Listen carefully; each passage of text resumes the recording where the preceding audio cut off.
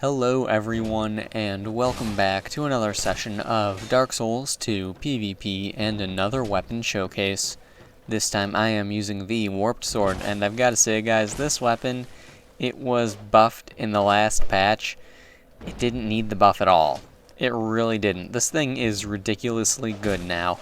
And you know, when you're hitting 500s on occasion with a curved sword class weapon, well, that's kind of a problem in my opinion, a little bit of a balancing issue. But, moving on. The Warped Sword. You get this weapon from the soul of the Flexile Sentry. It requires 15 strength and 25 dexterity in order to wield. It has an E scaling in strength and an A in dexterity. The physical base damage of this weapon is 250. The attack rating for me on my build is 383 with a Ring of Blades plus 2, so that is a 333 with that one.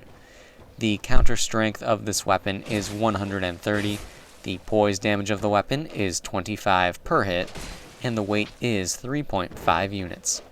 Now, this weapon, like all curved swords, has amazing parries, not quite on the level of the Monastery Scimitar with the instant parry frames, but it is still definitely up there.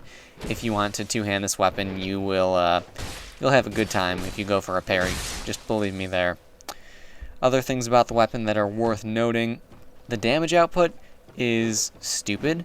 I mean, this guy, he's wearing heavy armor. He's got Havel's pieces on. He's got the Hayd Knight armor top, but the rest is Havel's. That jumping attack did 420 damage. That running attack right here on Mechlin, that did 400 damage, and the damage on this thing is just ridiculous. I know he's not wearing much in the way of armor, but come on. The damage output that this thing is capable of doing is really just insane. And the biggest pro of the weapon is actually not the damage output. Believe it or not, the biggest pro of the weapon would be the power stance moveset. Right there, when I got that parry, you know, I honestly didn't expect it, so I was really happy and just sort of running around a little bit. And I shouldn't have played around as much as I did, but it didn't end up being a problem, so whatever. It is the way it is. Not really a concern. But yes, the power stancing moveset, I would definitely say, is the biggest pro of this weapon.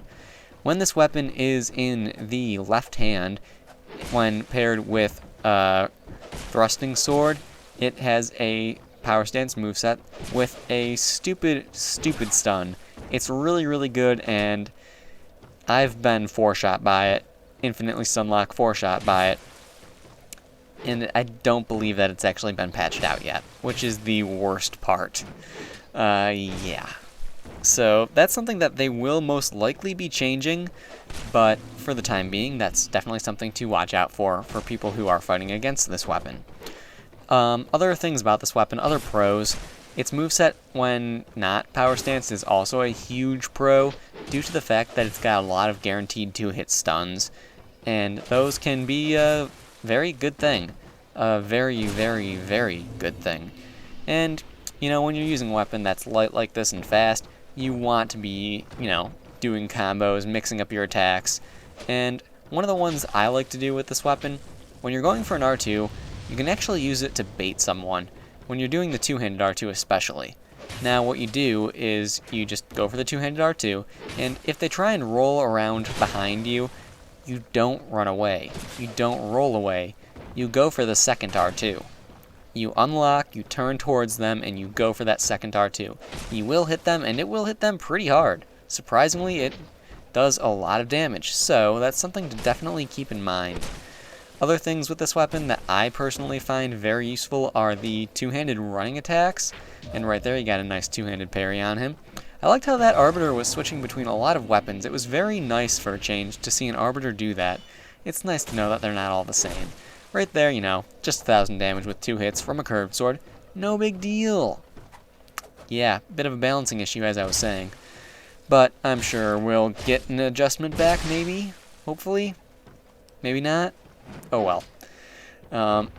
Biggest pro of the weapon, as I was saying, is the power stance moveset.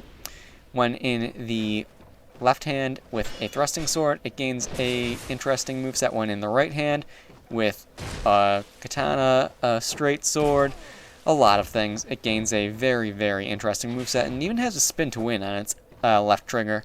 It's L2, so that's something to keep in mind. A bit difficult to hit with, but definitely worth it if you can. Biggest con of the weapon, I would definitely have to say, would be the fact that it does slashing damage, maybe? I honestly have no clue what the biggest con would be. Probably the high dexterity requirement for the weapon, but even that, I mean, it's a dexterity weapon. What do you expect?